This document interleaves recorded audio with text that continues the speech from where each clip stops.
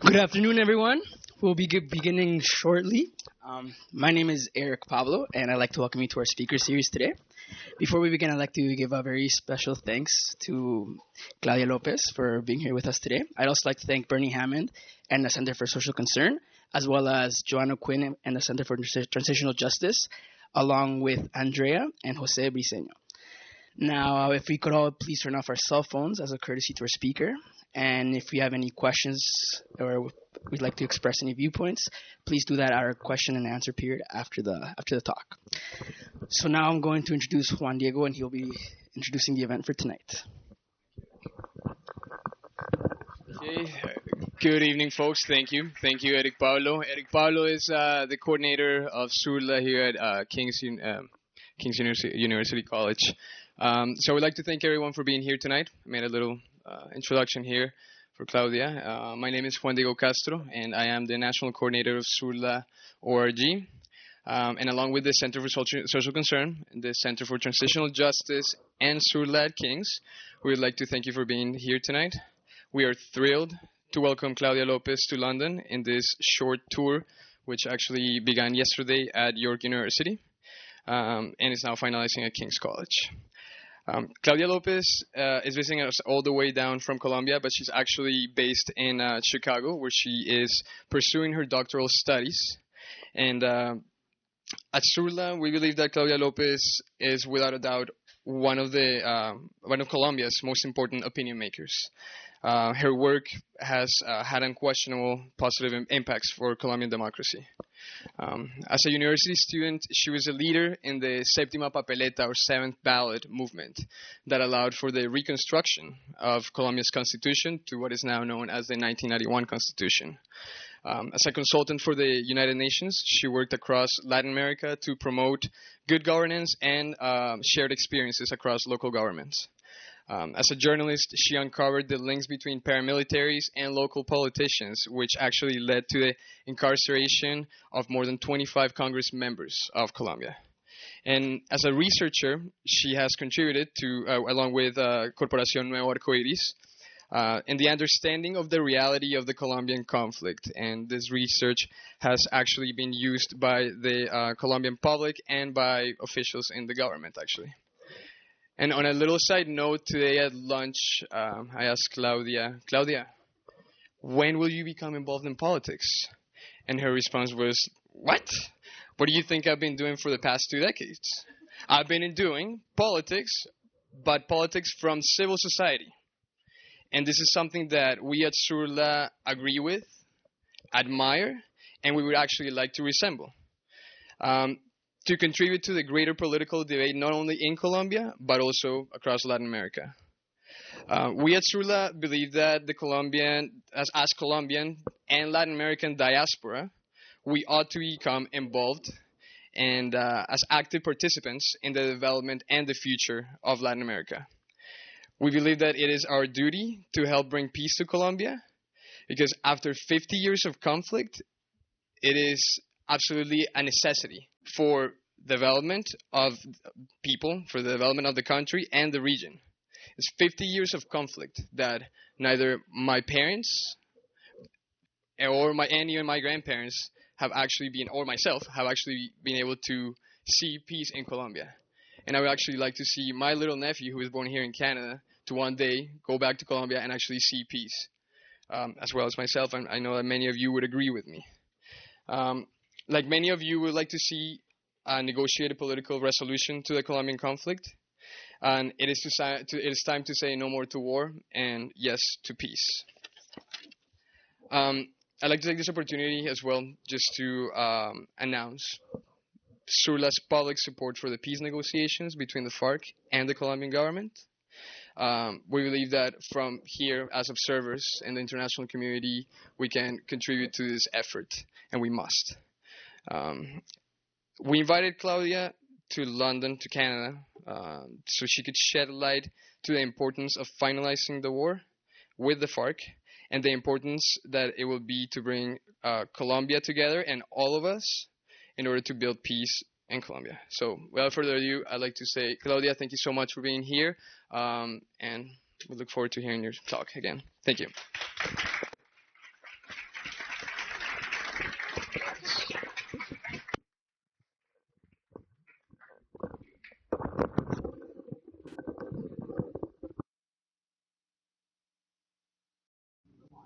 Hello?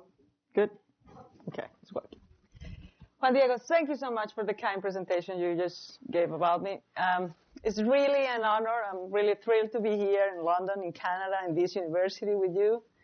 I really appreciate the fact that you, either as Colombians or as Canadians, or regardless of the nationality of you have, being here, being interested in Colombia and the process that is currently taking place there of negotiations between the FARC and the government.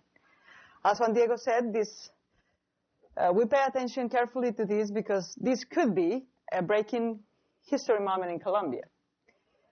No person sitting in this room, that is Colombia, has been able to see peace in Colombia. We all were born in a time of war, and we all hope to die in a time of peace. But it takes quite a while to understand this and to see what could be the prospects, the difficulties, the challenges, the lessons that we can take from the past in our country in this topic. So really glad that you're here, that you're willing to share these topics with us, and I hope we can sort of build a common understanding of this process here. So, yes, we all know that Colombia has been involved in conflict, but I think it's important to remember also that I don't think there is any other country in the Western Hemisphere, at least, probably not in the world, that has more experience in peace negotiations than Colombia has. In the last 15 years, at least 7 armed groups have making deals with the government and have developed a process of demobilization in Colombia. No other country in the last 15 years have been able to demobilize 7 armed groups. So that's something we should take into account too. Yes, we have a lot of experience in war, but we have a lot of experience in peace building too, and we should be able to learn from that fact. Out of the 7 groups that demobilized in the past, 6 of them were guerrilla groups. 5 of them were more than 1,000 member kind of groups, relatively strong, relatively large kind of groups. One of the 7 groups that demobilized was a right-wing paramilitary groups. The guerrilla groups that demobilized were kind of leftist, radical, sort of communist groups. The guerrilla groups that demobilized combined, demobilized roughly 8,000 members, combatants. 8,000 combatants together. The right-wing paramilitary groups that demobilized, at least claim to demobilize 35,000 members. 35,000 members. That's the largest non-governmental army that has demobilized ever in the Western Hemisphere. None of these processes, none of these demobilizations were full, were faithful, and were complete. All of them were partial. All of them have failures. All of them were incomplete. But even though that was the case, they were able to bring a little bit of decreasing in the level of violence in certain regions in Colombia. In some of the regions and in some of the processes, after the demobilization, violence, instead of reducing, is increased. In some other processes and regions, after the demobilization, violence actually reduced. Why was that the case? We can now compare that. We can now learn from that fact. So the first message that I want to give is Colombia is experienced enough, both in war and peace, and we should use that learn and those lessons in this process. The second thing that I want to mention today, if this moves, which is not moving. Let's see. What about this? There you go. Okay. So the current peace process is between President Santos' government. President Santos was elected in 2010. He decided and openly announced the process last year with the FARC. This is at least all Colombian governments since 1982 has been trying to do a peace negotiation with the FARC. All of them failed. All of them failed. President Betancourt failed. President Barco didn't try. President Gaviria tried and failed. President Samper tried and failed. President Pastrana tried and failed. And President Santos is trying, and we hope he won't fail. So in the 5 previous processes, we failed. Because when the government is unable to reach an agreement, we all pay the price. So it's not the government who fails. We all fail, both as a society and as a state. So this is the 6th time that we're going to try this process on again, with the same group, the FARC. Currently, Colombia's state estimates that the FARC has 8,000 combatants. So it's a quite large organization yet. 8,000 combatants. Which means that the FARC alone accounts for the number of combatants of all the 7 previous guerrilla movements that previously demobilized. That's to sort of have a dimension of the challenge in dealing with this group. It has been the hardest to negotiate with, because in fact all the rest groups demobilized first. What could be so what is the scale? If we think in terms of the scale, the only previous negotiation that could be comparable to the scale of the FARC is the AUC process, right? Because the AUC demobilized 35,000 members. They claim that roughly 20,000 of them were collaborators, and roughly 50,000 of them were actually combatants, but all of them demobilized. So the only process out of the 7 previous processes that compare to the FARC in terms of scale are the AUC process. So I'm going to focus on the comparison in this one because of the scale, because it is the most recent one, because the context of the country is relatively similar. I mean, we demobilized the AUC process finished in 2008, 5 years ago. So the country has changed a little bit, but not as much as in 1982 or in 1986 when the first guerrilla movement demobilized. So, in terms of context and scale is the most similar, the AUC process. I'm going to focus on that comparison because of that. Okay?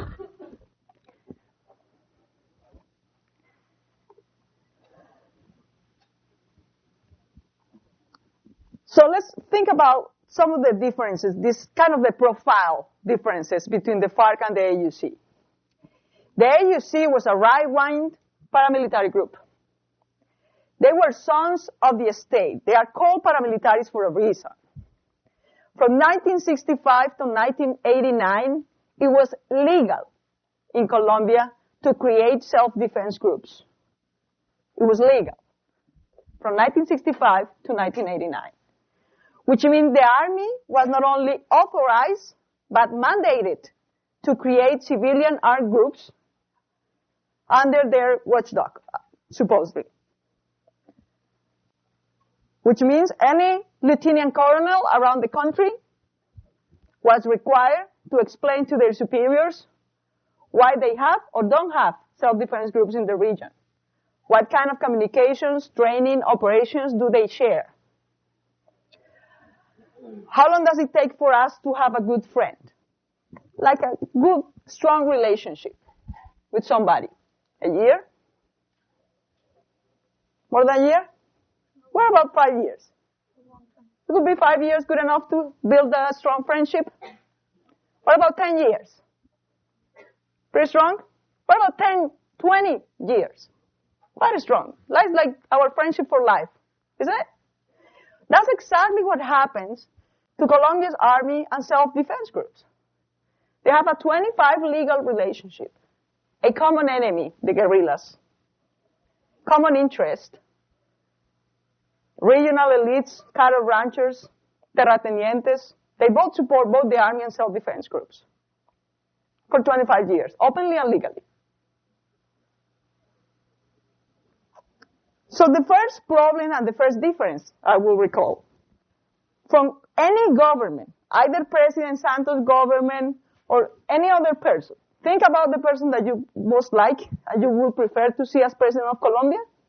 Whatever that person is, will have a huge conflict of interest in dealing with self-defense groups because of this long history of relationship between the state and these kind of groups. Quite the opposite with the guerrilla groups. The guerrilla groups have been criminalized and declared illegal under Colombia's laws from the very beginning. Since the 1950s, they were declared illegal. Opposed to the state, the army was allowed to prosecute them. So this has been 60 years of confrontation or 30 years of friendship. That provides a very different standing, right? Not only legally, but also politically. The AUC controlled, when they operated,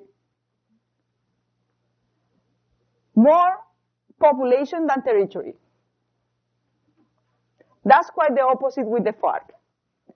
The FARC and in general the guerrillas in Colombia's history has been able to control much more territory than population. So the FARC is quite an impressive army that is able to operate throughout almost 60% of Colombia's territory.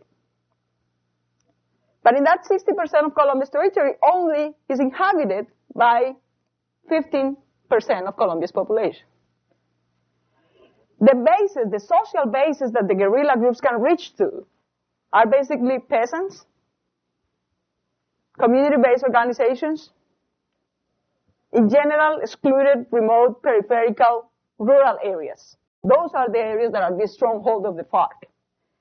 They emerged in the 1950s and 1960s as a peasant rebellion movement. And that's still, 60 years later, that's basically the kind of basis that the FARC can reach to.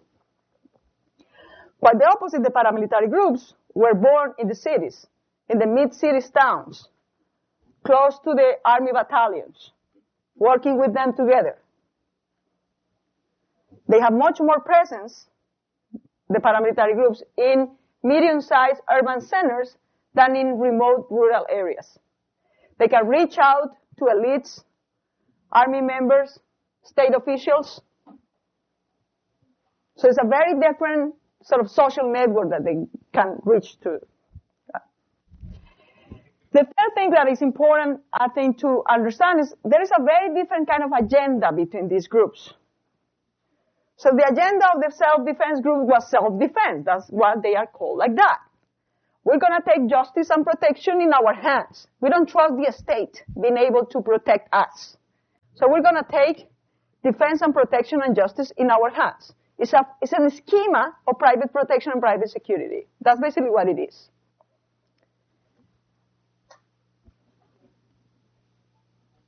Their agenda is counterinsurgency, property rights protection,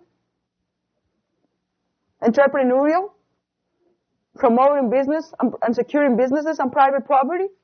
That's the kind of agenda that is common to the self-defense groups and that makes the common interest with the elite groups. The agenda of the guerrilla movements, and in particular the FARC, is a quite different agenda. It's an agenda for rural development, land reform, some social popular reforms. So the agenda in itself explains not only where they come from, but also what kind of audiences and groups they can reach to. In the last 15 years, and I refer to the last 50 years because I think that's the most important part for this point, both groups are criminal. There are no groups, there are no nice people doing war. War is nasty. There are no good and bads in any war. Everyone willing to wage war is willing to kill, to massacre, to displace, to dispossess, to go to any method to win. So it is pointless trying to find out who is the good guy and who is the bad guy in a war. That's not the appropriate framework of analysis. What is important to understand is what are the interests, what are the motivations, what are the mechanisms that each group uses. In the last 15 years, both the paramilitaries and the guerrilla groups committed crimes against humanity, all types of crime repertoires.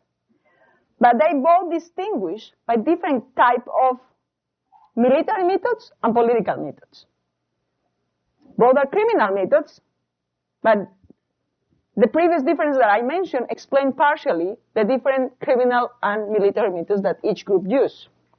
So in the last 15 years, the paramilitary groups specialized in forced displacement, massacres, and electing politicians. The FARC, on the other hand, specialized in kidnapping, extortion, and killing politicians rather than electing them. To some extent, because of the different community bases that they have, to some extent because of the different agenda that they have, there are many factors that explain this that I'm not going to go into the detail, but the data, both official data and independent academic data, have been able to prove that these two types of groups specialize in different criminal methods. So let me give you some proportion when I say specializing. When I say specializing, it means that 6 out of 10 events of massive forced displacement in Colombia is caused by paramilitary groups. 4 out of 5 massacres has been committed by paramilitary groups. And 9 out of 10 politicians that are prosecuted before justice because of links with a criminal organization are prosecuted because of links with paramilitary groups. But 4 out of 5 politicians that have been either kidnapped or killed have been kidnapped or killed by guerrilla groups, in particular by the FARC. If you're in Colombia and you're being extorted, 3 out of 5 of the chances is the FARC is extorting you. If you're in Colombia and you're kidnapped, 3.8 out of 5 of the chances is the FARC kidnapped you. So there are very different levels of proportion, of specialization in the war, in different methods. And that, has consequences for both groups. Now, that for the profile. Let's go to the moment in which the AUC and the government started the negotiations. That was in 2003. In 2003, a year after, like 6 months after actually, that President Uribe took the oath of office, he announced that he was doing negotiations with the AUC. Almost after a year of the oath in office, President Santos announced he is pursuing political negotiations with the FARC. It's exactly 10 years after. When President Uribe decided to pursue negotiations with AUC, the AUC was at the highest and strongest point, both military and politically, ever. A decade before, in 1994, the paramilitary groups roughly have 3,500 members. In 1994. In 2002, when they started negotiations, they claimed, and the official figures claim that they have at least 30,500 members, which means they were able to triplicate in a decade. We now know, thanks to the parapolitical investigations, we now know that 3 out of 10 Congress members elected in 2002 were elected with the support of the paramilitary groups. We now know for certain that 4 out of 10 mayors, governors, council members that were elected between 2000 and 2003 were elected with the support of paramilitary groups. So they were at that point at the highest level of political representation and influence, at the highest level of number of combatants, and military capacity. What about the FARC today? Today the FARC is entering negotiations at the lowest point of military capacity they have had ever. A decade ago, in 2002, the FARC had roughly 16 to 18,000 combatants. Today they have 8,000, which means in a decade they have lost half of their military power. A decade ago, the FARC was able to control and to forbid, to avoid the presence of any military action or any police operation in 300 municipalities, both in the rural and in the urban center of those municipalities. In 300 municipalities, a police in 1997 couldn't put a foot. That's no longer the case. They have had to sort of go back to more peripheral mountain jungle areas. They are no longer able to control any urban center, regardless of the remoteness of the area. Public polls show that less than 3% of Colombia's public opinion support or are sympathetic to the FARC agenda or FARC cause. In 1984, in the first attempt that President Betancourt did in dealing with negotiations, public polls show that 30% of Colombians interviewed at that time were sympathetic with the FARC cause or agenda, which means they are at the lowest point of public opinion support, at the lowest point of military capacity, at the lowest point of territorial control. So an important question in both cases is why these organizations want to pursue a negotiation. In 2002, a movement that was at the peak of his military and political capacity, why did they want to do a negotiation? What could the state offer to these groups in order to stop violence, renounce to armed operations, and get involved in politics? One of the hardest points with the AUC negotiation is in the 6 previous processes that we had with guerrilla groups, what was the trade-off? The trade-off between the state and these guerrilla groups were you renounce to violence and you can enter politics. And I will guarantee you that you can do politics. That was the basic trade-off. You're going to come and you're going to do politics without violence. That was the trade-off.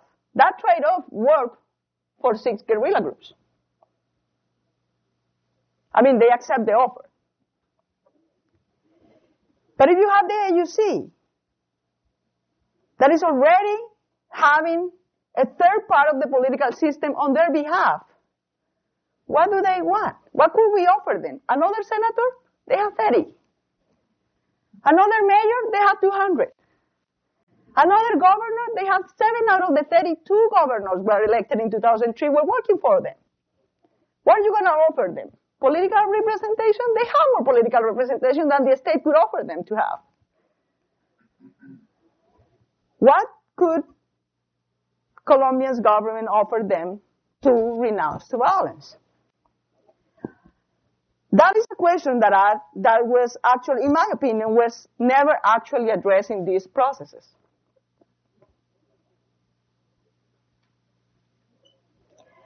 When you ask that to the government, I asked this in public to President Uribe, he said, well, they are afraid of extradition. They want to clean up the record, juridical record. And they are afraid that the state is still strong to defeat them. Okay. What I think, it has never been acknowledged in public debate in Colombia, but I think the big offer the government could make, and actually did make to the paramilitary groups, were twofold. First, we're going to clean up your judicial record. And second, you're going to be able to legalize your capital. All these guys were heavily involved in drug trafficking and a sort of entrepreneurial repertoire in Colombia. They were full of capital, but unable to use it publicly because they were being prosecuted. Of course, tradition was a big issue for them. And since 2000, U.S. government were calling some of them, on some of their members and bosses for extradition. So that was a big point of threat, too. Colombia signed and agreed with the International Criminal Court Treaty in 2002. So they could be prosecuted also for human rights violations at that court, even if they got an agreement in Colombia. So what different context, I think. The same sort of judicial context, even a little bit more harder, is now in place for the FARC. The International Criminal Court is there. The human rights international law is there. The threat of extradition is there too. But they are at the weakest point. This is the kind of argument that some people in Colombia used to say, so we don't need to deal with peace. Why are we making peace agreements with an organization that is at the weakest point? We can defeat them. Instead of making negotiations and concessions to this group, we can just defeat them and get rid of them militarily. Well, that's what we have been trying to do for 60 years, and we haven't made it. So it's not that we have no trial. Guerrilla groups have been permitted and criminalized and persecuted in Colombia for 60 years. The point is we haven't been able to deal with them through that way.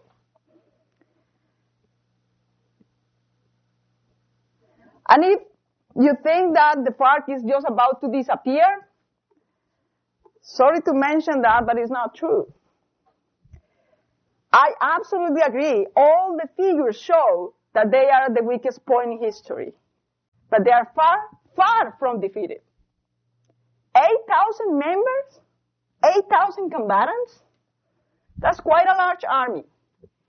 This is the number of fronts with 16,000 combatants that they have in 2002. This is the number of fronts with 8,000 members that they still have in Colombia.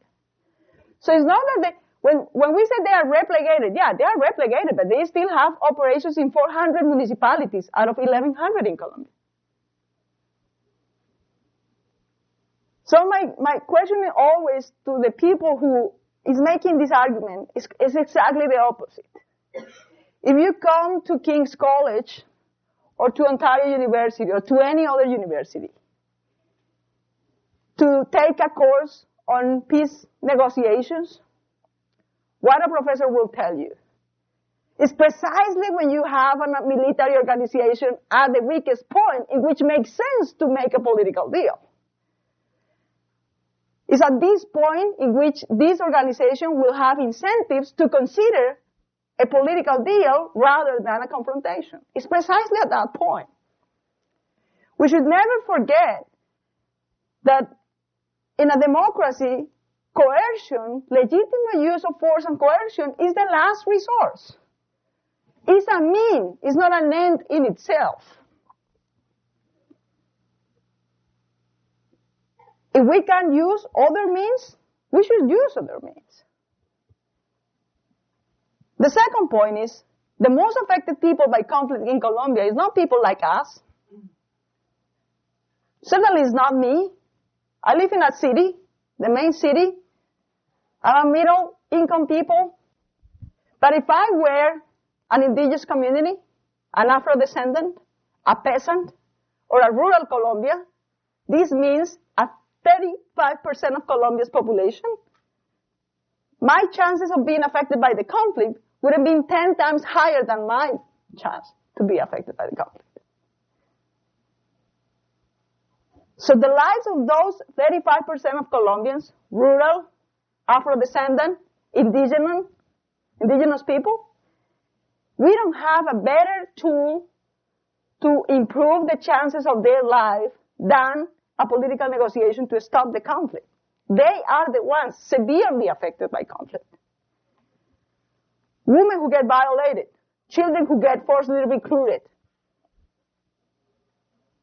youths that are recruited either by paramilitaries or the army or the guerrilla groups. The most important contribution that we can make to the lives of those 35% of Colombians. And let me tell you, that's 7 million people. 7 million people. Is to stop the conflict. That's messing up their lives. So it's not only about us and our chances, it's also the chances of these people. And those who claim that we are doing pretty well at war and we should consider peace, well, this is the kind of figures that they love. Because these are the figures that are showing the up graph, the number of people that have demobilized from the FARC and the ELN from the year 2002 to the year 2012. So yes, roughly 3,000 people on average each year demobilized from these groups. That's quite an achievement. That's true. But it has a price. The price is, on average, 1,900 soldiers died getting that achievement every year. So to demobilize, let me put it in proportion. To demobilize 2,500 guerrilla members, we expose the life of almost 2,000 Colombian officers in the army, which are just as young, as Colombians, as poor, as rural, as the guerrilla members. So we can get that achievement, but it has a price. It has a price.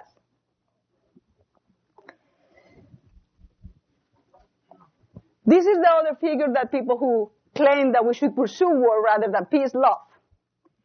This is the number of what we call cabeceras municipales, which is like the urban center of towns, of rural towns.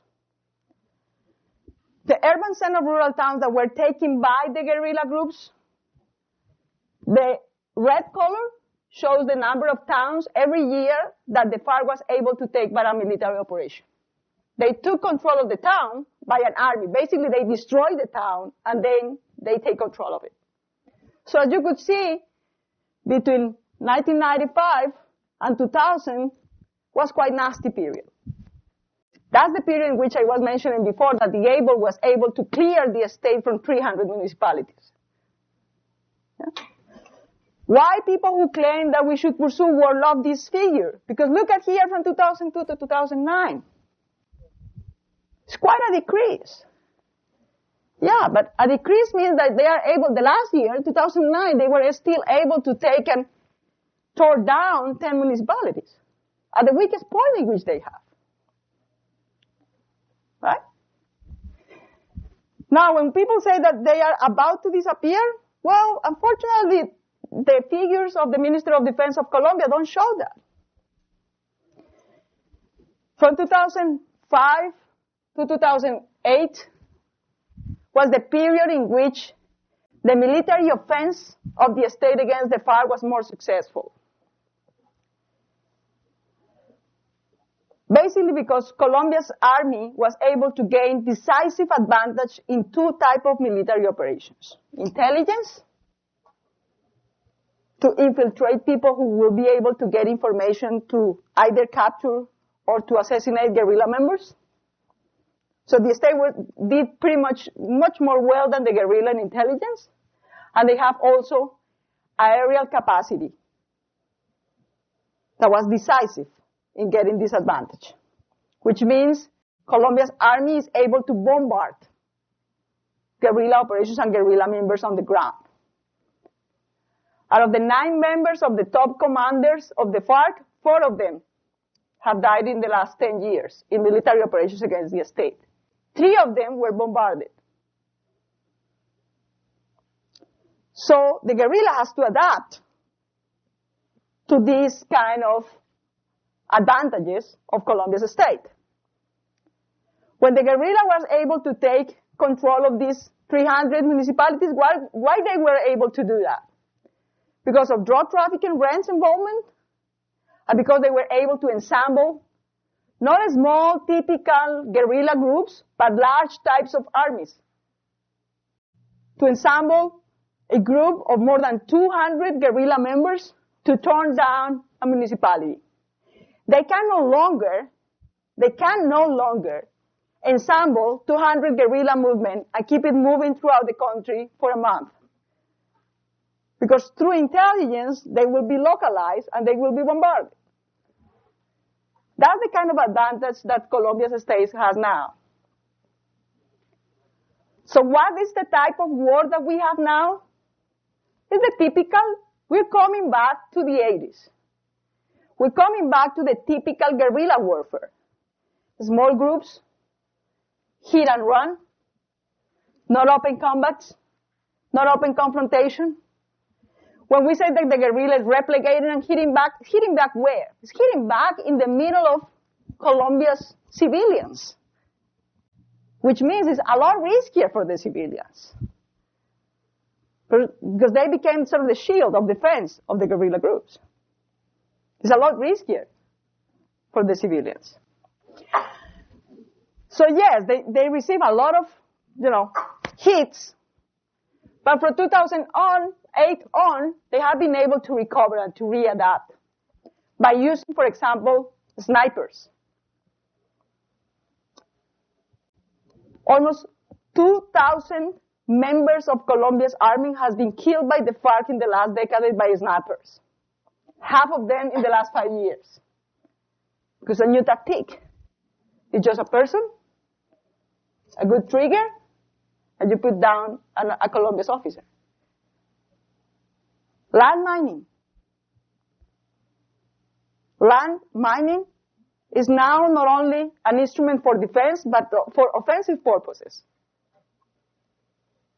Which means in any route, in any piece of land in rural Colombia that you may want to work for agriculture, you may have found a land mining that could explode you in pieces. So this is the kind of, I think, the figures that we should take into account when considering either war or peace in Colombia. One last figure. This is the number of attacks against the energy industry, oil and mining.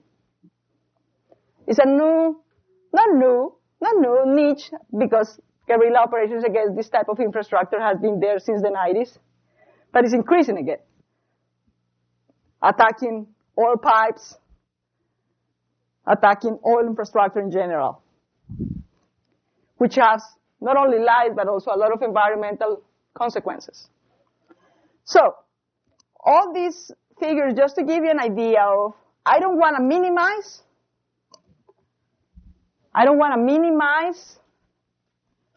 the evolution of the conflict. The capacity of Colombia's state now is a lot better than 15 years ago, that's for sure. If the final assessment is, the decisive question is, because of our improvement, are we going to be able to deal and to erase militarily the FARC? The clear answer is no, that's not going to happen. That's not going to happen.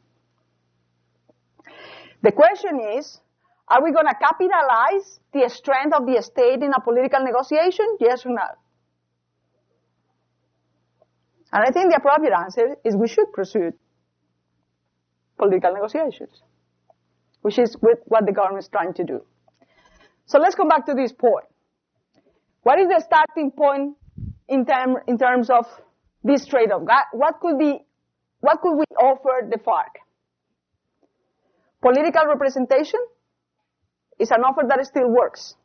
In fact, it's one of the points that the FARC is asking from the government. They want guarantees that they will be able to compete in electoral terms in Colombia. And they have a bad memory about that. And they have a bad experience about that. In 1983, the government made the offer. Did this offer. We're going to authorize the FARC to have a political party to present to the elections in 1984 and to organize a social movement and a political movement. That movement was the Unión Patriótica. 10 years later, 2,300 members of the Unión Patriótica has been massacred and killed. Which means neither society nor the state was able to accomplish the promise that we did. Colombia officers, Colombia Army, and some Colombia politicians claim that this happened because the FARC didn't comply his word either. They promised at that point to renounce to violence, and instead of doing that, they combined violence and politics, and that was unacceptable. I agree that that's unacceptable. Of course, the combination of violence and politics is unacceptable in a democracy. Because of that conviction, I put before justice the parapoliticians. Because of that conviction, I went to a tribunal to provide my testimony, so those politicians that combine paramilitary violence and elections were prosecuted, but prosecuted, not killed. So that's the difference. Of course, in a democracy, the combination of violence and politics is illegal, but that's not a reason to kill and disappear and massacre. So the big, the big issue at political representation is it still works as an offer, but there is a huge distrust on the FARC. They don't believe us. They don't believe we're going to be able to comply with our word this time and provide them with securities and guarantees to do and pursue political operations. What was rather, I think, now looking, back in the last decade, overconfidence was the biggest threat of the AUC process. If you look back now to this process of the AUC, they were too confident. These people, we have connections with the politicians and with the government, with the army. This is going to be a kind of fake process and nobody's going to care about it. And we're going to clean up our record and nobody's going to say anything. And we're going to clean up our capital and our investments and become politicians and entrepreneurs. And that's going to be a deal and it's done. That was overconfidence. They didn't estimate appropriately the level of resistance that in some sectors in society that kind of behavior was going to have. They didn't estimate appropriately the level of conflict of interest between the people who support them in war, but now they have a conflict of interest supporting them in politics. You think that if a top commander of the paramilitary groups would have realized in 2003 that they were going to end up either killed or extradited, they couldn't submit to peace? Of course not. You think that if any of the politicians that end up being prosecuted for parapolitics would have imagined in 2003 that they were going to end up in jail, they couldn't propose that? Of course not. So the big issue at that process was overconfidence. The big issue with the FARC process is distrust, is lack of confidence. The process of making peace with the FARC is to some extent building mutual trust and mutual guarantees that both parts are going to be able to comply whatever they agree with. That's an opposite sort of logic. Well, let me finish with this because I have talked too much. I love to talk. I can talk forever, so you have to stop me. Let me finish with this part. So, I hope I've been a little bit persuasive in what the best option for us is to build a peace agreement, political peace agreement with the FARC rather than to pursue in war. Let me be clear. I'm not absolutely optimistic about this. In fact, I'm being quite cautious with this process. I'm not claiming, and I think that's the big confusion we have had in the 7 processes before, is that these processes are presented before Colombian society saying, if we sign this agreement, peace will come. When we sign the agreement, peace starts. The chances for peace start when we sign the agreement. If you ask me what peace means in Colombia, peace means in Colombia building state and market opportunities for 50% of Colombia's population who are quite excluded either from the market or from opportunities in Colombian society. It's building a state that is able to provide public security rather than private security, public service of justice rather than a private service of justice. Half of Colombian municipalities don't have one officer member from the Attorney General's office. Not even one. A third of Colombian municipalities doesn't have a judge, a tribunal. If somebody's abusing you, who's going to enforce your rights? Who's going to protect your rights? Who's going to protect your life? That's the challenge. What we haven't been able to do is to provide job opportunities for 50% of Colombians legally. Not in the informal market, not in the coca area, not in contrabando or things like that. So that's our challenge. We need to be able to build institutions throughout the country and job and market opportunities, legal job and market opportunities throughout the country. Of course, it's going to be, I think, far easier to do that without having armed competitors that have armed competitors. The actual contribution that the armed competitors could do to peace is what? It's to renounce the violence. Of course.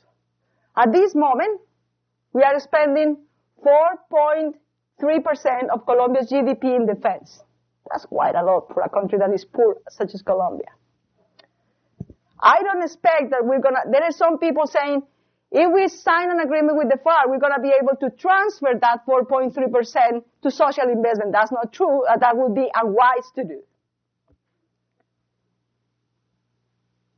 The defense sector in Colombia is composed of the army, the police, and the justice system. The army takes 80% of that investment. The police takes 15% of that investment. And the justice sector take only 5% of that investment. So it's not about changing the whole amount, but changing the proportion. We need to invest much more in the justice system if we are able to sign an agreement than in the army. But I don't think the level of amount or investment is going to reduce at that level. Another thing that we need to think about it is, well, there are still 64,000 hectares of coca in Colombia. Economists have done an estimation of how much that account as a rent, as a capital. They estimate that account for 3% of Colombia's GDP. That's quite a lot of money still. The FARC is the strongest group in harvesting and producing pasta de coca. The paramilitaries specialize in exporting and money laundering of that rents. That's the part of the chain production of drug trafficking that is much more profitable. So the paramilitaries control 80% of the drug trafficking rents because they are located in the more profitable part of the chain of production of that business. And the FARC controls only 20% of the rents. Only controlling 20% of the rents, they are able to have the army that they have.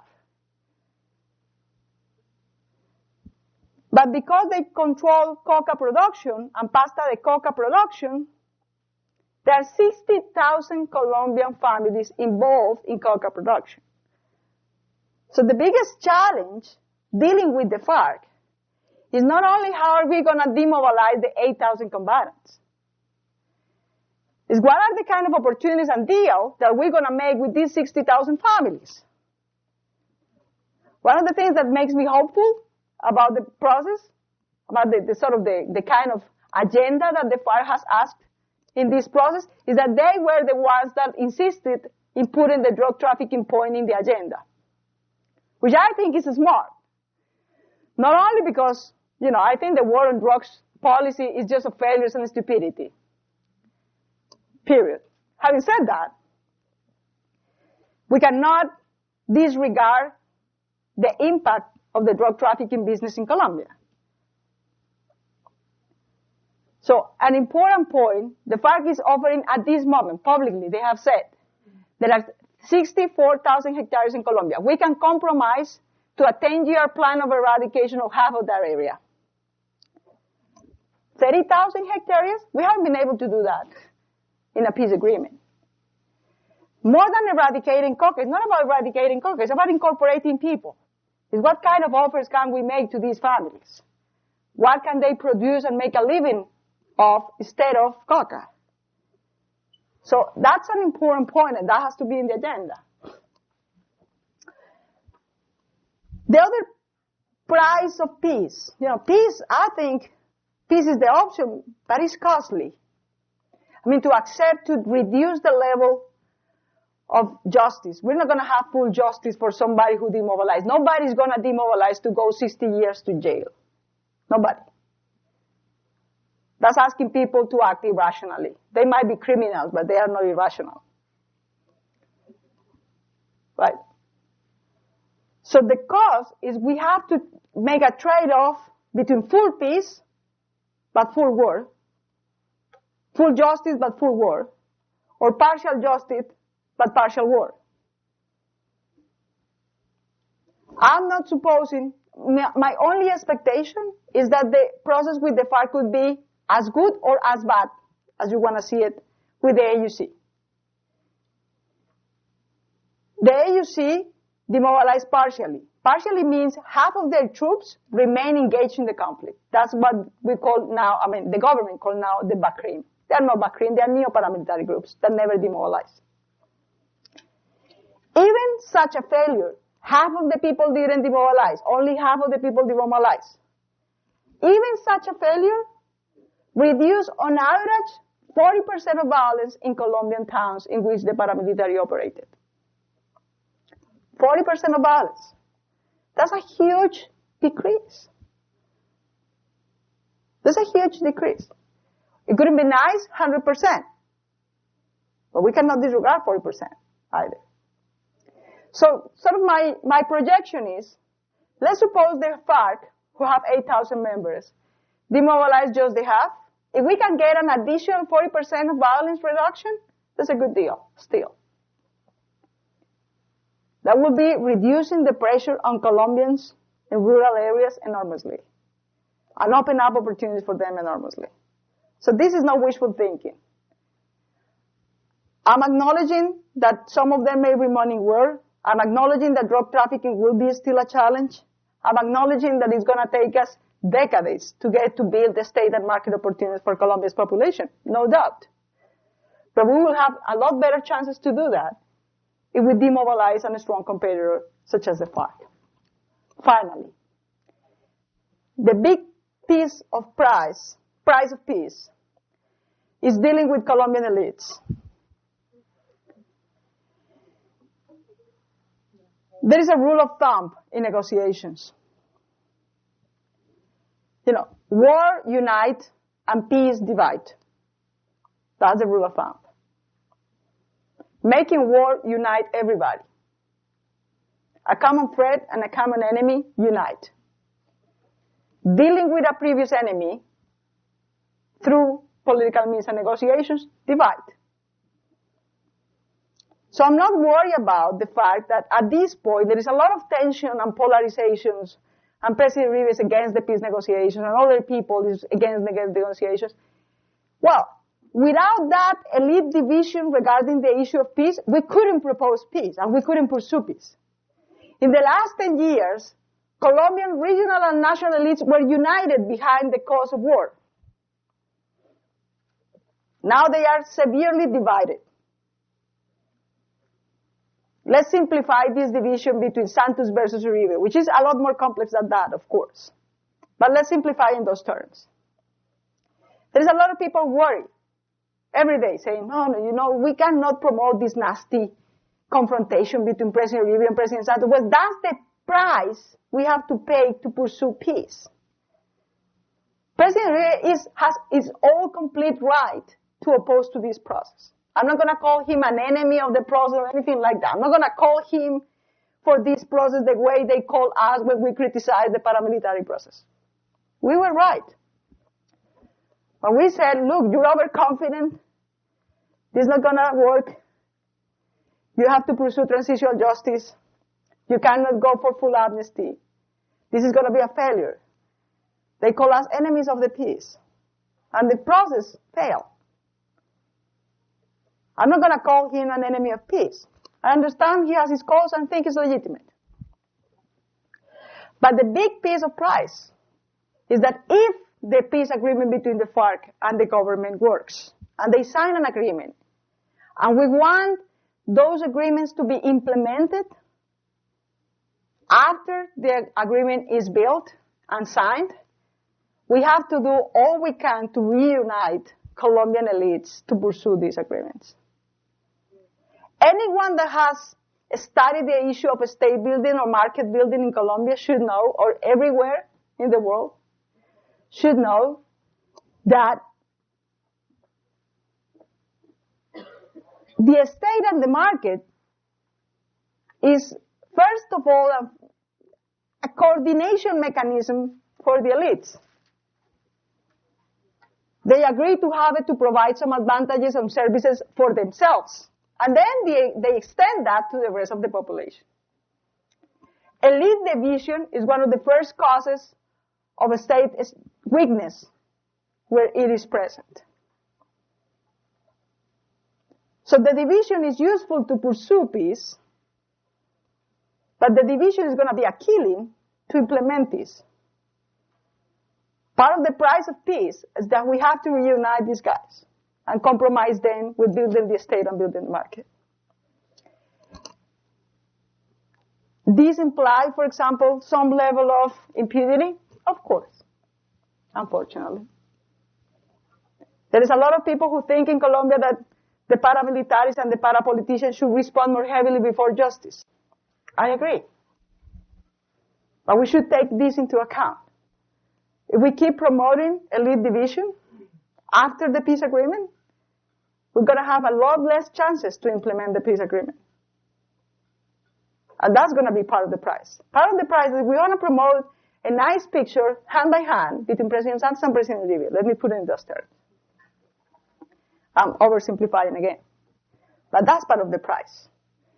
And I hope that people from the left and Marcha Patriótica and all the people that's very opposed to the right and President Uribe and all them and promoting peace heavily, I hope they understand that at this very moment, that's what we need. But after the peace agreement, we're going to need the opposite. And we need to work for the opposite. And that's part of the price of building peace. Thank you so much for coming.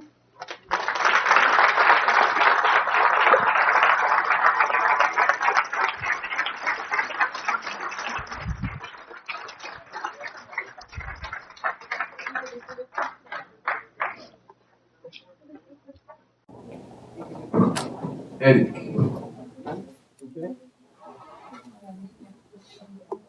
Claudia. Sure. So we're going to do a few questions, folks. Anyone who's got a question, let's try to keep it into context and short. Maybe not too long. Elsie, would you like to come up? Okay.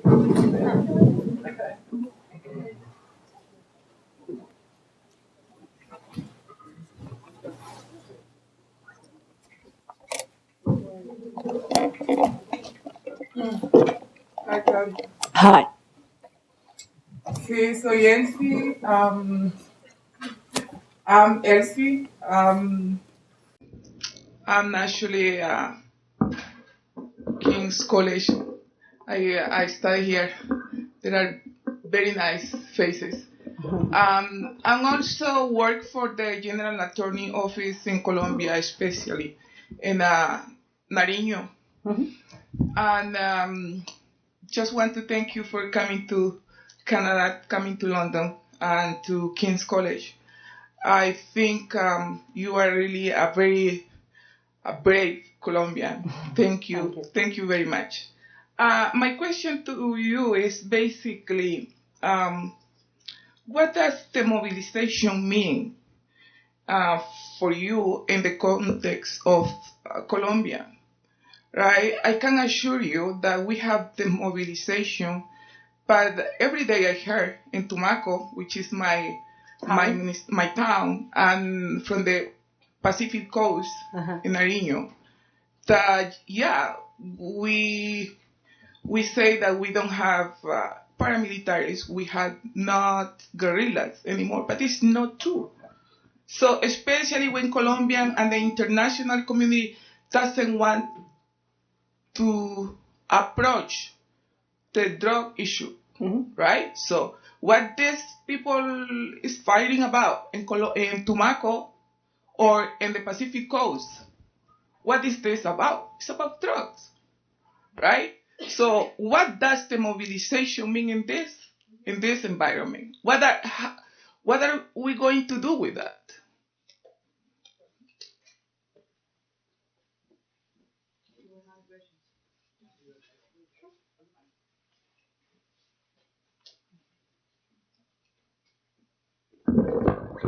Hi, just one short question. You were mentioning the AUC and FARC. Which political parliamentary group has more legitimacy?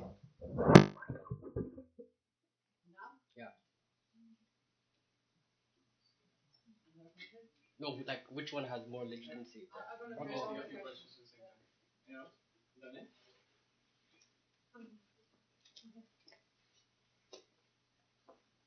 Thank you so much. That was very, very analytically astute, and I appreciated it very much. But this is also related to Elsie's question. Much of the situation in Colombia has been analyzed through the prism of an economy of violence. And I was wondering if you could speak to that as well. Thank you.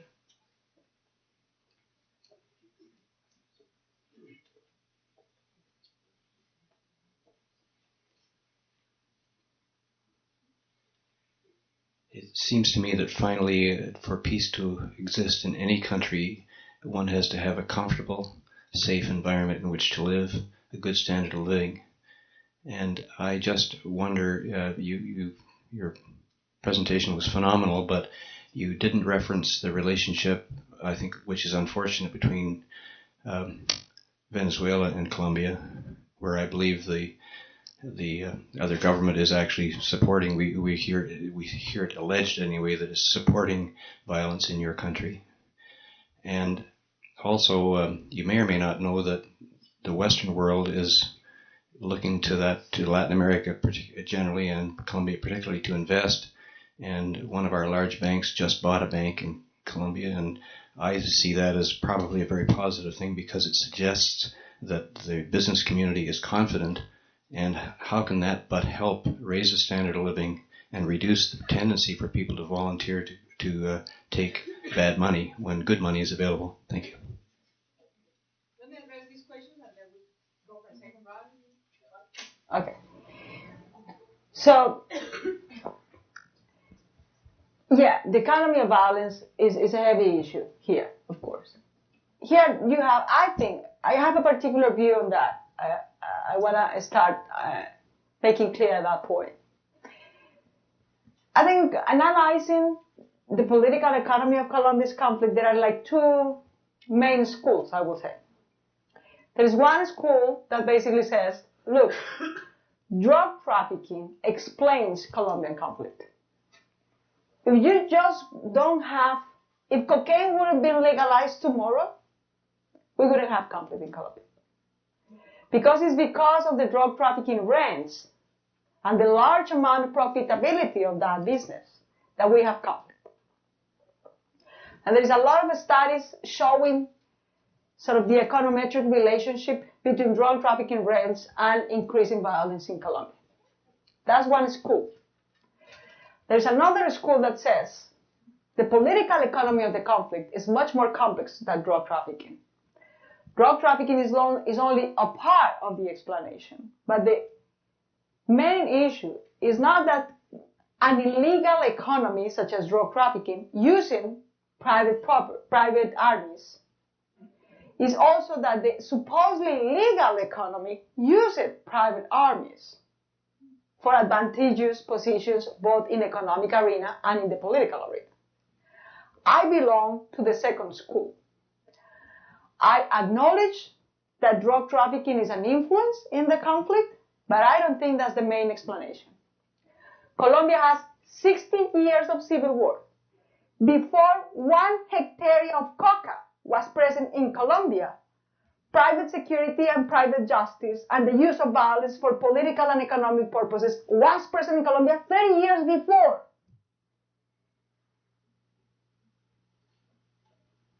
So drug trafficking explains conflict. We shouldn't have conflict before drug trafficking. But the point is, we have violence and the use of violence for political economic purposes 30 years before drug trafficking, during drug trafficking, and after reducing the drug trafficking business by half.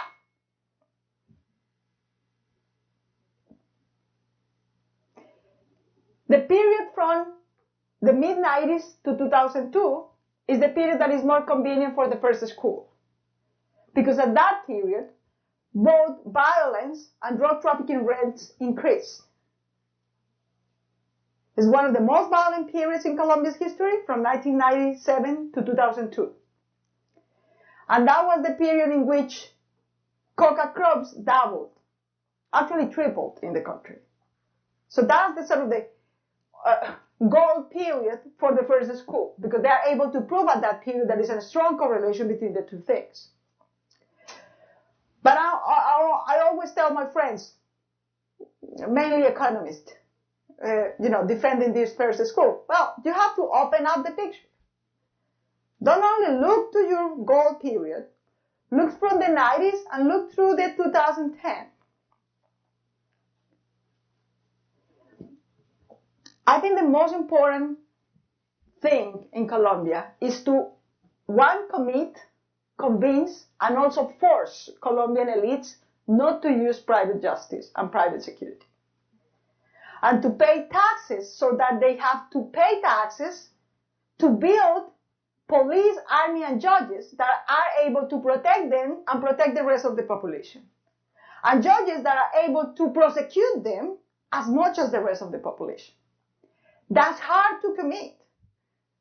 That's hard to do. But the core, the hardest point in dealing with Colombia's conflict is that point. That's my point of view.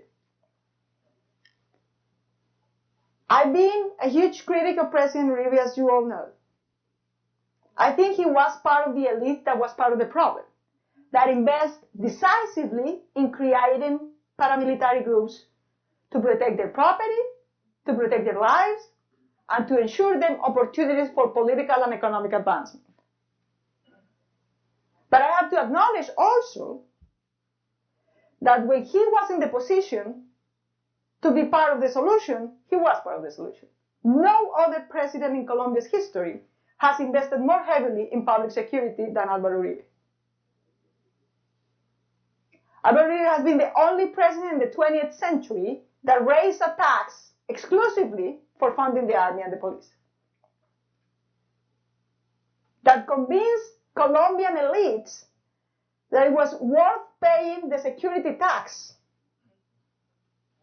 and to professionalize the army than to continue building and relying on paramilitary groups. So both parts of the story are true, and we have evidences for both parts of the stories. We have plenty of evidence of Colombian elites, including Álvaro Uribe kind of elites, investing in paramilitary groups in the 80s and the 90s. But we have also plenty of evidence of they investing in Colombia's army. What is the point? They invested in the army, but they attacked justice. They heavily attacked the justice. They don't want to be prosecuted. They want justice for the guerrilla groups, but they don't want justice for themselves. That's hard. But I think we are halfway.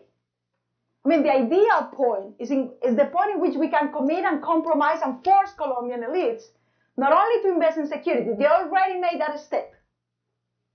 They already take that step in investing in public security. Now we need to convince them that they need to invest also in public justice. Even if that system prosecutes them. It's not an easy commitment to do. But that's the key issue for Colombia's peace building, I think, in the future. And that's why we need to deal with them to compromise them to this point. When people say, well, it's going to be outrageous that in the next Congress, FARC members and President Uribe is going to be in Congress, and the FARC members are going to be in Congress, and some para-politicians are going to be in Congress. I said, that's great!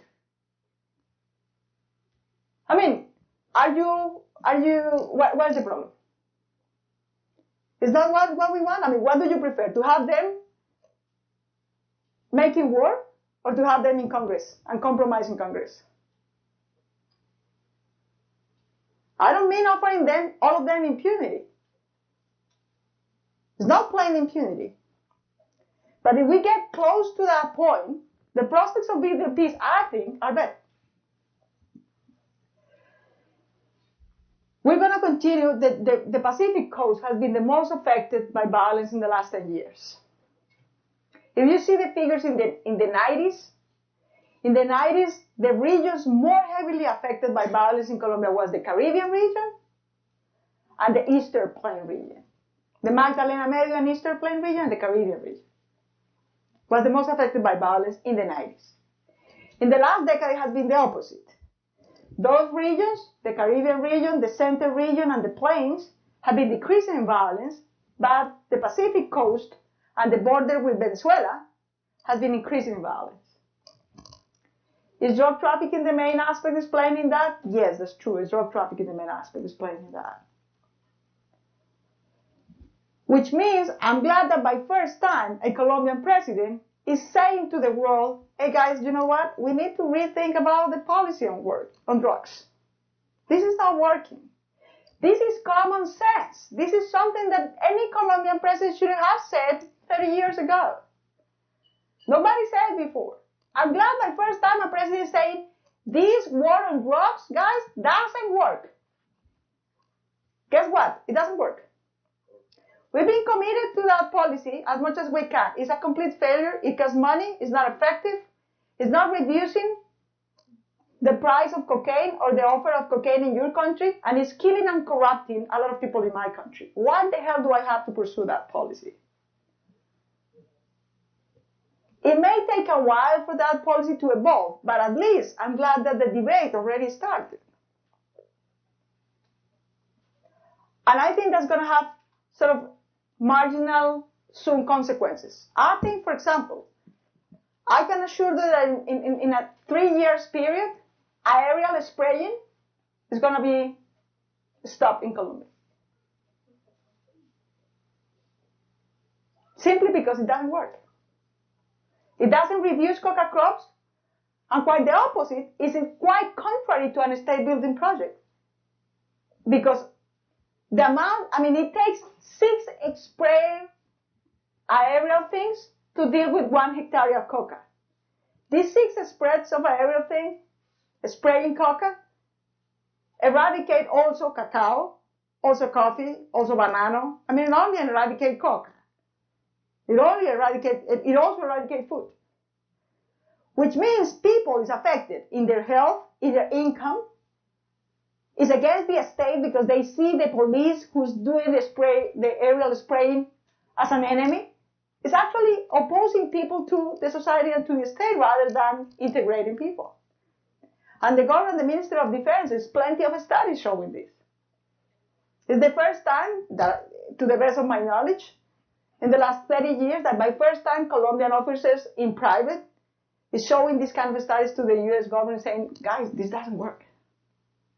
We have to change this. This doesn't make sense. The prospect for building state legitimacy in these places is gone if we continue doing this policy. So it may not change immediately, but I think at least the debate has started. And that's part of the building process in a long-term process, I think. Regarding legitimacy of the groups, well, it always depends on what's legitimacy. I can account for legitimacy, political representation, and popular support. And as I said before, even after the process, after knowing all the crimes that the paramilitary committed, public polls show that 20% of Colombians interviewed will be willing to support against the paramilitaries if the guerrillas is still a threat. So they have a lot more political support than the FARC. There is no comparison. The FARC, as I said, the last poll showed that no 2% of people are sympathetic to Colombian cause. So it's 2 against 20. So the level of political support, of empathic relationship with the agenda of the paramilitary groups is 10 times higher than the FARC or any other guerrilla group in Colombia. Regarding Venezuela, you asked the other question. This is a huge debate in Colombia. Because, yes, we have evidences that Chavez's government supported the FARC. No doubt. No doubt. He provided them political support. He provided them money. He provided them a safe haven in the border. Plenty of evidence of that. Plenty of evidence of that. What were the implications of that? Let me say this. We have plenty of evidence that they provided this support. But we have also plenty of evidence that because of Chavez's influence, the FARC is accepting to have a negotiation with the government. Nobody else before. Fidel Castro was involved in the 5 previous negotiations with the FARC. Fidel Castro was unable to convince the FARC to go to the end with the negotiation. So it's a double sword. You know, it's a sword of double edge. They supported them? Yes, no doubt. I mean, whatever person who denied that the Chavez government supported somehow the FARC is simply disregarding the facts. But that's one part of the picture. The other part of the picture is without Chavez, we couldn't have the FARC top commanders negotiating with the government today. Is the political influence of the Venezuelan government has been key, and this is not my word. This is the word of President Santos, saying we probably wouldn't have this process, wouldn't it been because of the political influence of the Chavez government over the FARC. They were able to convince them that there is no way that they're going to take over Colombia's government and power by war. That's not going to get you guys to any place. You can't receive any money. You have been involved in drug trafficking. There is no way you can gonna get to the government and to political positions in Colombia by making war. There is a lot of people. I mean, how many Colombians have been saying this to the FARC? There's a lot of people in Colombia saying, haven't we convinced them? In 2004, 5 million Colombians went to the streets saying no more FARC. Do we convince them to go to a negotiation? No, we didn't. No, we didn't. So it's a double sword. I think, but this is quite debatable, but I think that if the Venezuelan government would have been actually decisive in providing weapons and money, there is no way the FARC would have taken seriously these negotiations. So I think on average, on balance, the influence and the support of the Venezuelan for the FARC has been to some extent convenient for us in the sense that they were able to use the political clout and influence that they have over the FARC to convince them to come to the political negotiations. Which, you know, I'm not a Chavez. I wouldn't ever vote for the guy. Ever. But, you know, to some extent I'm grateful. He couldn't spend his political clout over the FARC in a different way. I'm glad he decided to take this way, and I'm glad they listened to them. They didn't listen to us. And I hope the Chavez or the whatever government that comes in Venezuela keep this process going and help us in peace. And in coming to peace. Now, regarding the public investment thing, yes, that's true.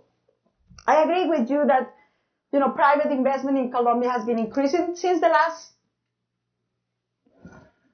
13 years continuously. So even in the crisis of war and violence, we have increasing private investment. And that's true, and that's good for the economy, and that provides some opportunities, and that's a show of trust in our country that we appreciate and I'm glad for. That's true. But let's also be clear on this. That kind of investment and opportunities are reaching the 50% of Colombians that are not affected by war. Are reaching people like me, Yes, I will have more credit, more chances, more job opportunities. That's great. I'm glad. I'll take it. But that's not going to be the kind of opportunities and investments that are going to reach the 50% of Colombians in rural areas, in more poor areas. You know, and I'm not a critic. I mean, I believe in capitalism. Let's start from that point. But, you know, capitalists pick cherries and dump lemons. Oh, that's obvious, right? You pick the best opportunities, the best people, the best chances, the more profitable part of the business, and you dump the lemons. You dump the poor, you dump the unable, you dump the affected. So I'm glad we're receiving that, but we need to, Canadian, for example, Canadian investments heavily focus on oil and mining industry. It's good to receive that investment? Of course. Of course. We would have been able to develop that industry without that investment. That gives us royalties, but that's an industry that does not create jobs. Not as much as many other ones. So we want to include people in the market, as I said before. We cannot trust that the oil and mining industry is going to create those jobs for those people. They're not going to recruit this kind of employment. Agricultural products will be the ones that are going to recruit this kind of people. The 60,000 families growing coca, they're not going to be recruited by Royal Pacific Petroleum. Because they need a different kind of people. So we need to diversify our economy. One of the things that is, no, the point of worrisome is not that we are developing the oil industry. Great, okay, great. The point is, that's not going to be the industry that is going to recruit or provide the 90% of the type of jobs that we need. So we cannot concentrate on that kind of investments if we want to include people in proper jobs. So that's something we need to take into account also. Okay? So let's go for the second round. You want to make a question? Thank you. The United States has always been heavily involved in Latin American affairs since heaven knows when, and their interference has often been the cause of a lot of the problems of that continent, or Central America too. Could you make some comment on the good and the bad relationship between U.S. and Colombia? Absolutely. Please, sir. In the post-conflict scenario, what do you think is the role, or what would be the change that needed to be done in the population for them not to be just spectators of what's the decisions that are being taken by some other? Yeah. But what do you think can be done so that most of Colombians are not just expecting, oh, well, they do that, they do this. I mean, coming from your experience with what you did in the youth movement. Thank you. You've mentioned several times about the unpopularity of FARC. I just wonder how reliable information is about that when for so long it's been so dangerous to say that. Speaking FARC, yeah. Who's going to stand up and say, I support FARC if they end up in the ditch the next day? Yeah. It's so, and maybe particularly because it's fairly obvious that the demobilization really hasn't gone that well. Yeah. And so what do people really think about that? Uh-huh. That's true.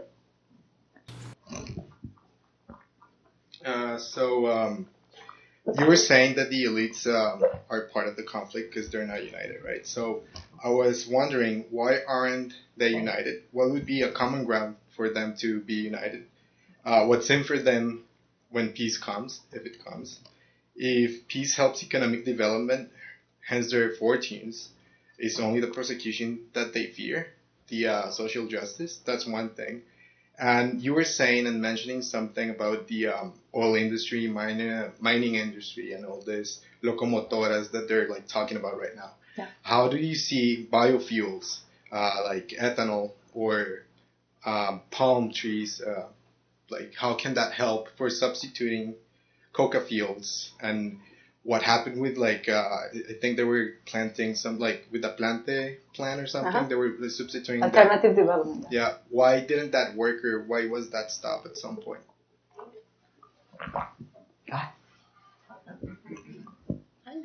Hello. Thank you so much for everything you have said, and it's very enlightening and great. I just have a question, and it's actually in regards to Uribe. Yeah. And it may not, because it's in my mind all the time, and I just plainly, simply, bluntly, I want to know, maybe you may not have the answer, but kind of give us some ideas of what would be his future. Because he's so involved now, he doesn't take rest, and he's very annoying, oh my goodness. And people still love him, and I know I am just venting here, but so I just wonder if you can say your opinion about his future in politics, and because he's annoying. Francis, one more, and then we'll take questions in private after the. Okay, I'm Dominican, but when it comes to peace in Colombia, we all Colombians. We all remember that war of words between Uribe, she was talking about Hugo Chavez. How concerned, now that Chavez is gone, how concerned are you that the new person who takes over, who could be Maduro, the relationship between Colombia and Venezuela deteriorated again as it happened before when Uribe was the president? Okay. So let's go by Jack the Ripper, by parts.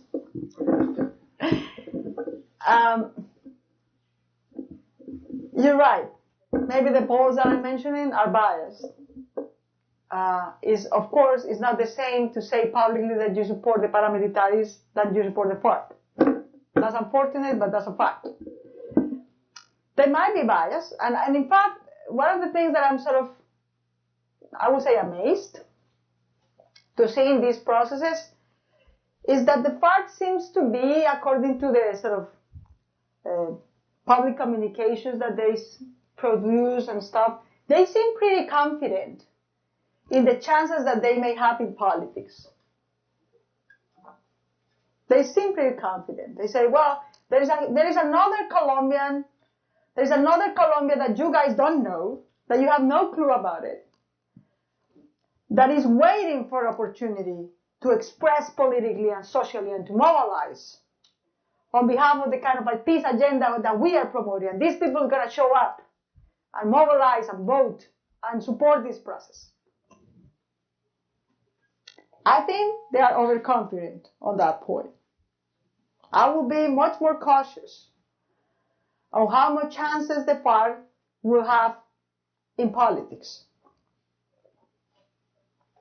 I am absolutely sure that there is a lot of rural Colombia that will express to them faithfully and favorably. But I'm absolutely sure, the chances, whoever wants to do politics in Colombia, if it's only relying on the 20% of the rural vote, it's not going to get that far. They have to be able to convince and to seduce and to engage with 80% of rural Colombia to have chances.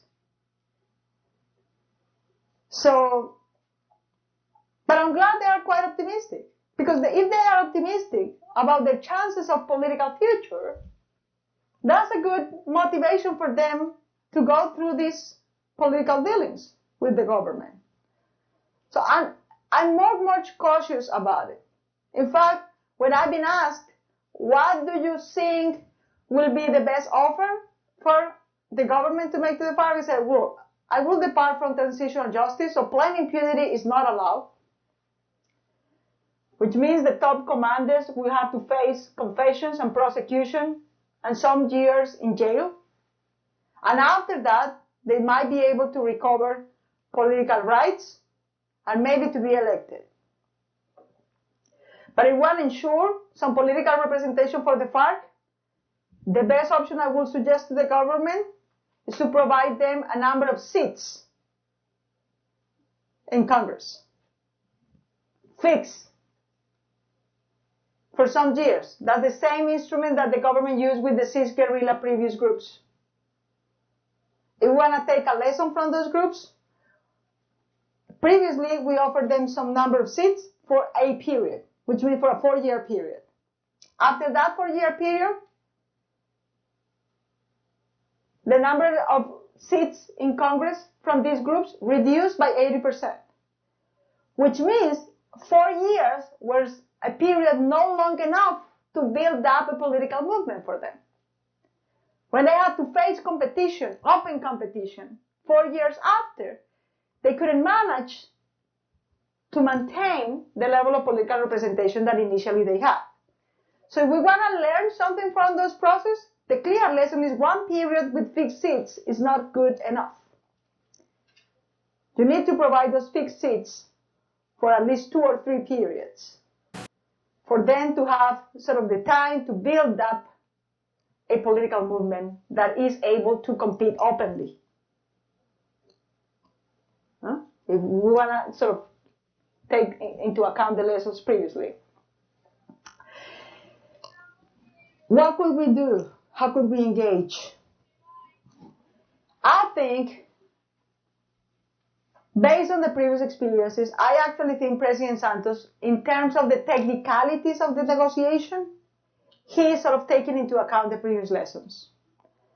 I mean, the technicalities, let me explain what I mean by that. The technicalities, the peace negotiations are taking place outside of Colombia, are secret negotiations, have a precise 5-point agenda instead of an open agenda, have 2 teams of peacemakers agreed by the 2 parts.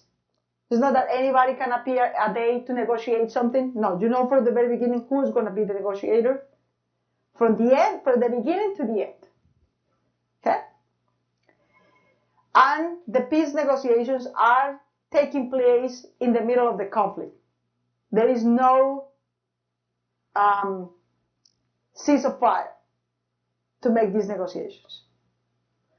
I know that's debatable, but I think that's the appropriate way to deal with the negotiations. If the negotiations would have been with a ceasefire in Colombia, with an open agenda, without a defined team of negotiators, it would have been a mess. Part of this type of technicalities, we tried it before and they didn't work. The previous Caguan process was a process with an open agenda, without defined negotiators, and without supposedly ceasefire. It didn't work. It didn't work. So I think the technicalities of this process are the appropriate decisions. But it has a cost. The trade-off, it provides more chances for the negotiators to reach an agreement. But the trade-off is the agreement is secret. The agreement is going to be packed between 5 members of the FARC and 5 members of the government.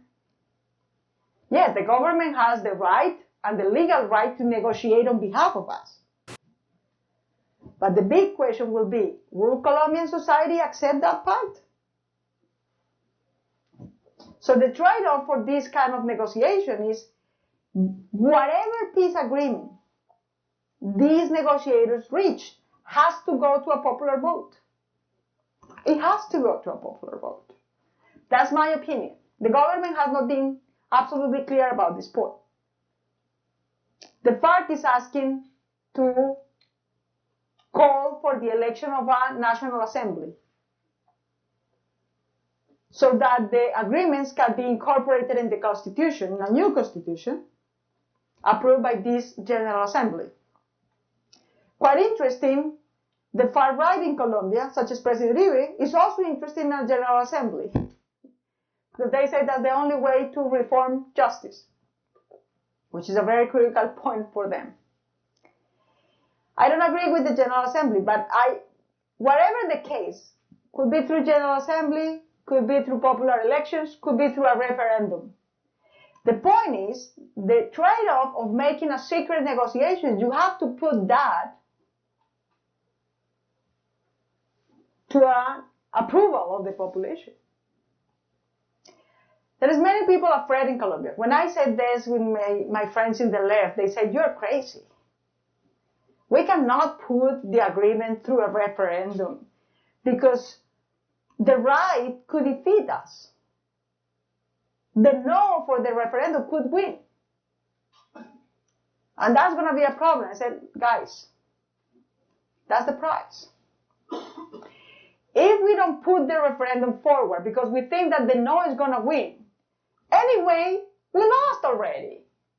We cannot convince Colombian society that this is not about this being nice with the FARC, but this is the best option for us. We're lost anyway. We need to provide legitimacy with to the agreement. And the only way to provide legitimacy for the agreement is to make them approved by the majority of Colombians by popular vote. And it will take a huge fight and a political discussion, and maybe we are defeated. If we are defeated on that, we need to figure out another methods for building legitimacy. But the worst scenario could be, we have an agreement that is not legitimate. How the hell are you going to implement a peace agreement that is not legitimate before the population? You cannot do that. So we better take the risk right up front and go for that. So that's one of the things that I think will happen in the first period of the post-conflict period. Which means we have to, learn what the agreement is about, assess the agreement, and if we consider that the agreement is good enough, is a price acceptable and a good enough price, we gotta campaign in favor of peace like crazies. Because peace is an unpopular cause in Colombia. Let's take it from the very beginning. War is by far a more popular cause. So it's gonna be up to us to assess the agreement and to convince and educate Colombian population what is the best option for us to pursue that agreement than not to pursue that agreement. So if you think we're not going to be busy in the next 2 years, be prepared. We're going to be incredibly busy, educating people, arguing, going to political debates, campaigning for peace. That's going to be our task in the next 2 years. It's not going to be an easy cause. It's not going to be a popular cause. It's not going to be an easy to explain cause. But that's I would feel is the first task that we're going to have, a kind of education process for peace. The second thing is we need to engage more in politics in general. When people say that they don't like politics, that politics is messy and corrupt and nasty, I can't agree more. We have all the reasons to distrust politics, of course. But let's make clear, the world is not going to stop because we don't like it. The world is not going to stop. Decisions are not going to stop being made because we don't like it. If we're asking people to renounce, to use violence, to use politics, the most obvious thing we can do is to engage in politics. Because that's the path we are inviting others to take. To engage and be informed, to exercise the right to vote and the duty to exercise political control, we better prepare for that more faithfully and more concretely than we do now. Either individually or organized, could be through electoral political participation, could be through other ways of participation, whatever you think. One of the ideas, let's think about it. I hope you can get my mail and send me ideas. But one of the things that I would love to do is to make a sort of open competition of PhD papers of ideas of how to build the state and market in Colombia in a post-conflict period. We have like 4,000 people pursuing doctoral degrees, Colombians pursuing doctoral degrees around the world. We need to pick up their brains, and everybody has to be able to think, how are we going to make the state into macro? That's the challenge we have. We barely know how to make a state in Bogota. But that's not the challenge. The challenge is how to make the estate in Tumaco. The challenge is how to make the estate in Ipiales. The challenge is how to make the estate in Catatumbo. That's the challenge. And we better put the best of our brains to work on those kind of solutions. So making a contest might be a good deal. If you have a better idea, I'm willing to take it. And finally, with the issue of the U.S. relationships and Uribe. Let me just make share an anecdote regarding the U.S. relationships. When I was severely threatened in 2008 because of the links that I discovered with the paramilitaries, I received a lot of threats, and some crazy people wanted to kill me and stuff like that. So,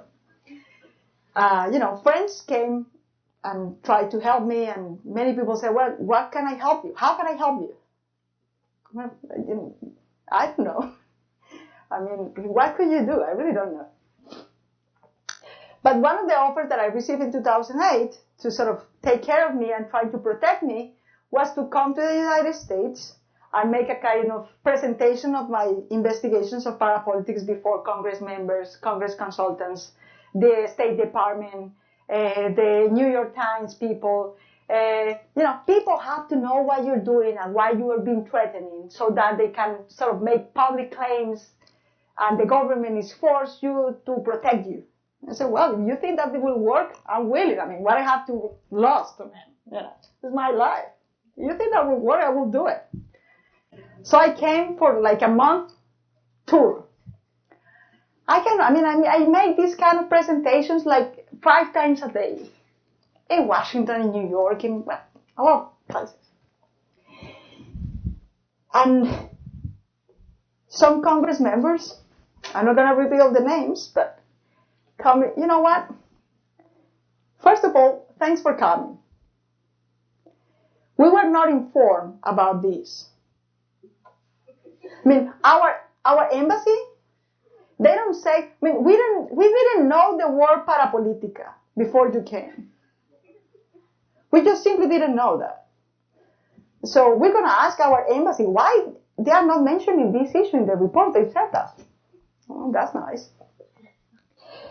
I understand you want us to make your government aware of these problems and to deal with them. But you know what's the problem? That your government is on lame duck. They always offer more than we ask them to give. So, for example, we, the U.S. officials, we request in 2007 one military base to replace the Manta base that we have in Ecuador that was closed by President Correa. We asked for one military base to replace the Manta base. And the Colombia's government offered us 5 bases. It's so hard to deal with a friend that is always offering you more than you asked. That's your biggest problem.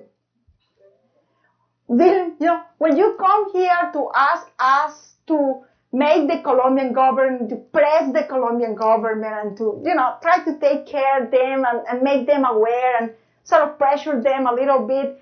The hard problem with Colombians officers is that they are always give more than we ask for. So how can we press them? And I'm always mentioning this anecdote because I think it shows. I'm not trying to make a nice rosy picture of U.S. imperialism. Imperialists are imperialists, period. But the point that I'm making is a lot of the influence of the U.S. government in Colombian issues is not because they are too imperialist. It's because Colombians, officers, are too lame ducks.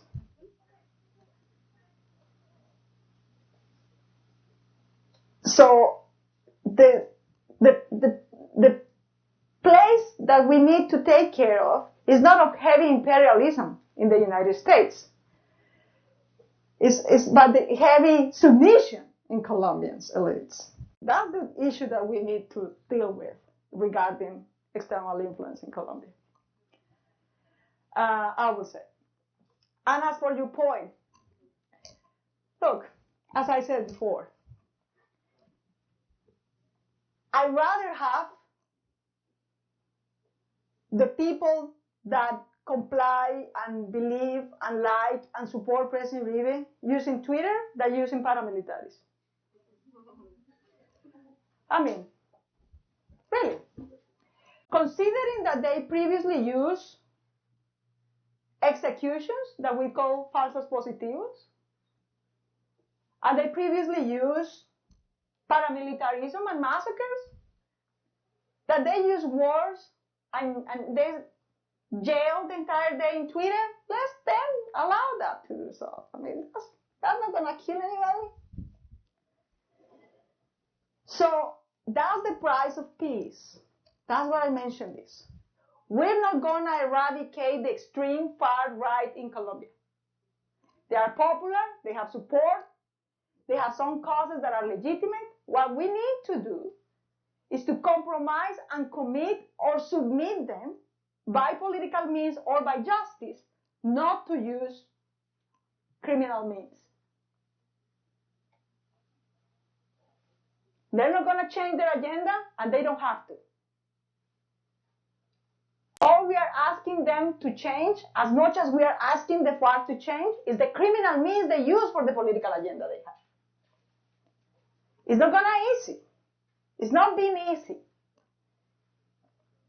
I really think one of the reasons that the far right is so afraid of this process with the FARC is because what's going to legitimate the far right if the FARC is not around? The FARC has been the great excuse to legitimize the far extreme right in Colombia. Why paramilitaries are more popular in Colombia? Because they are the plan B solution to defend ourselves from the guerrillas. So I understand sort of the anxiousness of President Uribe, right? If the FARC is not around, what is he going to say in his political agenda? Let's defend my private property and the inequality that I produce with my business. That's the call that they're going to say? Let's defend social injustice and inequality and a Gini indicator of 0.88. What's going to be the political agenda they're going to have? You know, the FARC is the type of instrument for electoral purposes that you love if you're a politician. You don't have to pay them. It's easy, it's cheaper, and provides legitimation and a lot of votes. That's the kind of instrument that you want to have. So I think part of the anxiousness is that the extreme far right in Colombia don't know how to do politics without the guerrilla threat and the FARC threat. Really, they're going to be in trouble to remake themselves, to remake the agenda, to remake their political basis and electoral basis. So I understand their anxiety, but I'd rather keep them in the political arena.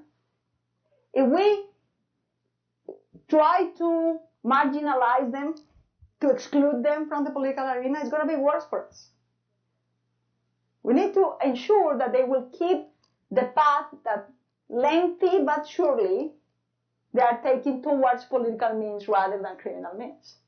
So we better convince them and keep them in this track and forbid the options that they have for criminal engagement. Yeah, so, but based on that point, I wonder how could this process be affected now that paramilitary bosses are coming back from extradition, talking about Tuso Sierra and the Metro blocks. Yeah. Since his testimony might implicate more members of the elite and politicians, specifically, I don't know, the person who went, that person. Since in the context that in order to accomplish peace, long-lasting peace, we have to forgive previous acts committed by these politicians. Look, the point is this. I will have this point of departure for everybody. And we need to finish because Juan Diego is nervous that we need to leave the room. But the last point with this one.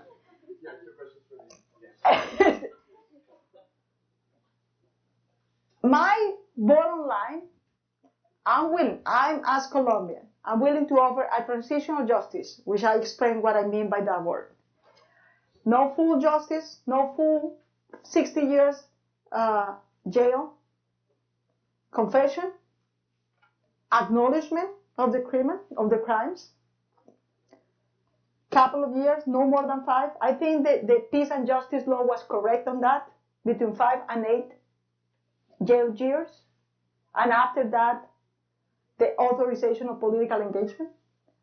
That kind of transitional justice framework, I will be willing to offer that to the parapoliticians, to the military members that have committed crimes in Colombia, to the guerrilla members, and to the paramilitary groups. The problem is the parapoliticians or the politicians that are not still prosecuted as parapoliticians. And the army members, they want full impunity. They don't want to confess anything. They don't want to acknowledge anything. They want plain impunity. That's the fight right now.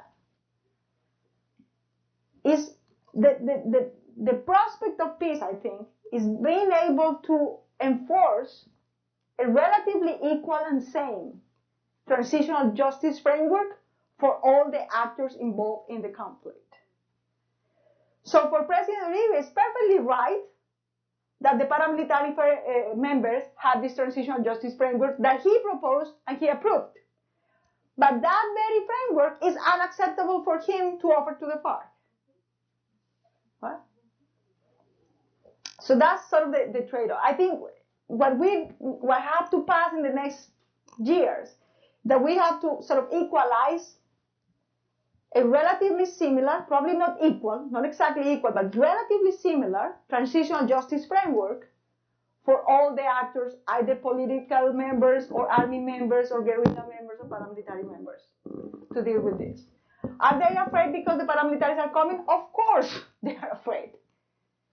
So if we have that thing, and instead of killing people and threatening people, we are able to offer them this deal of some transitional justice, but after that you can again engage in politics if you renounce to violence. That's the prospect.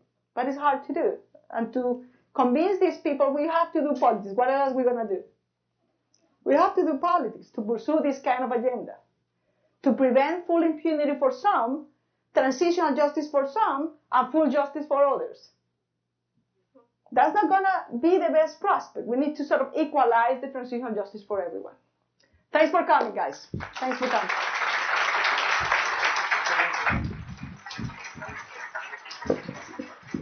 Okay, I just have a quick comment, and a couple announcements before you all go.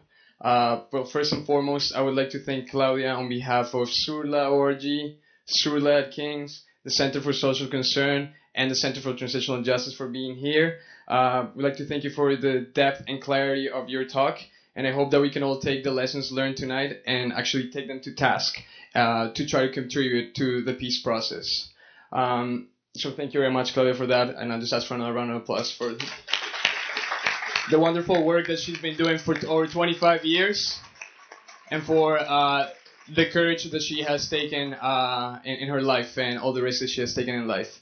And speaking perhaps of courage, based on the work that she did as a young person in university with the Séptima Papeleta movement, I'm going to invite Andrea Briceño to come up here. We're just going to talk a little bit about a new initiative that SURLA, when actually as young Colombians overseas, have taken into account to try to contribute to this peace process. Andrea, how do you take over? Thank you. Good evening. I promise to be very brief. Thank you so much for coming. It is a deep inspiration for us hybrids, Colombian Canadians and Hispanic Canadians, to be able to get a little bit more involved and to get a little more guidance about what we can actually do. You know, we're like hens without heads. We just have no idea where to go sometimes. So I'm just one of the members behind this initiative right here. It's called Sí a la Paz, which means yes to peace. So we are saying yes to peace, Colombia. Why? As you said, especially us, we are victims of a conflict that has been going on for over 50 years. And what can we do about it? This is the perfect opportunity where both parties, you know, both the FARC and the government have come to an agreement. They've actually sat down for the first time and said, you know what, let's talk about it. Whether or not this is going to take a big time, you know what, it's our right as members of the civil society, especially us, that for whatever reason were displaced originally from our country, to actually follow this initiative and to get a little bit more involved. So what are we trying to do? As members of the civil society, we're developing this non-partisan organization of cyber support and accompaniment to the peace treaties that are currently going on at Havana in Cuba. If you guys want to get involved, that would be fantastic. We're not only looking for, fellow co-nationals. We welcome everybody's support, and I know this is going to be a big initiative, and it's going to be a little bit ambitious because we want peace in our country. As you said, this affects the less fortunate people in our country. I consider myself very fortunate to be in this room right now. I get to go home. I have a shelter. I have food to eat. I have clothes. I have a vehicle, So I am in a position where I can say I want to help the people that were not as fortunate as me to immigrate because of the conflict. So if you have any questions, comments, you can always come talk to Juan Diego. Yes, we're working on a Facebook page. We will have a website coming up soon. But in the meantime, while that happens, you can talk to Juan Diego. You can talk to myself. Thank you. And or leave your email with the ladies at the front. Leave your name and email, and we'll keep you posted with developments on this initiative. Aside from that, this will be essentially SURLA at King's last event of the year. So I'd just like to ask for a little round of applause as well to all the coordinators of SURLA at King's. They've been working tremendously all year. And I know that they will continue this work next year, either here at King's or at main campus as a chapter organization of SURLA ORG.